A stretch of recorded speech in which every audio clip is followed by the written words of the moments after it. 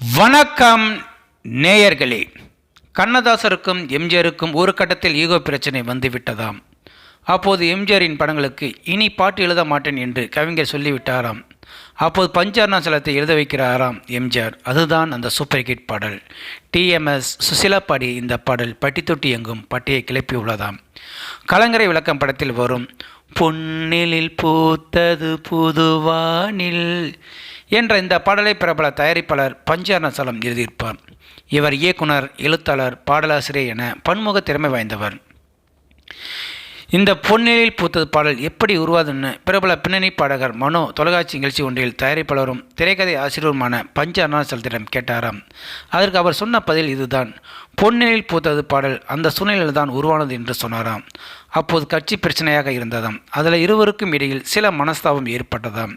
சின்ன ஈகோ பிரச்சனை ஆகிவிட்டதாம். அதனால் கண்ணதாஸ் இனி எம்ஜிஆர் படங்களுக்கு பாடல் எழுத மாட்டேன்னு சொல்லிவிட்டாராம். அவர் எழுதவிட்டால் என்ன, பஞ்சவர்ணச்சலத்தை எழுத வைப்போம் என எம்ஜிஆர் சொல்லிவிட்டாராம்.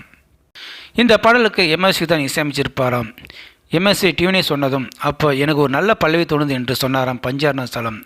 அதைத் தொடர்ந்து அவர் எம்எஸ்வியிடம் பல்லவியை நான் எழுதட்டுமா என்று கேட்டுள்ளாராம் பஞ்சவர்ணச்சலம். அதற்கு அவரும் சம்மதித்து உள்ளாராம்.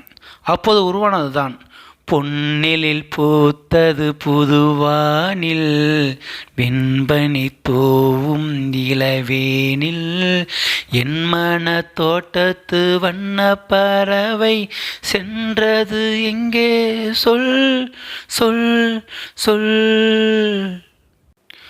பொன்னிலில் பூத்தது புதுவானில் வெண்பனி தோவும் இளவேனில் என்ற பாடலாகும். அப்போ இளவேனில் என்றால் தென்றல்னு அர்த்தம். அதில் இளவேன்னு வருது. அது துக்ககரமான வார்த்தை, மாற்றி கொடுங்கன்னு சொன்னாராம். அப்புறம் நிலவே நில்லுன்னு போட்டேன் என்று சொன்னாராம். இங்கே எம்ஜிஆருக்கும் கண்ணதாசருக்கும் ஈகோ பிரச்சனை என பஞ்சவர்ணச்சலம் சொன்னாராம். அதே நேரம் அது எல்லாம் தாண்டி தான் எம்ஜிஆர் முதல்வரானதும் கண்ணதாசரை தனது அரசவை கலைஞராக நியமித்தார் என்றால் அது எவ்வளோ பெரிய விஷயம் என எண்ணிப்பார்கள் என்று சொன்னாராம்.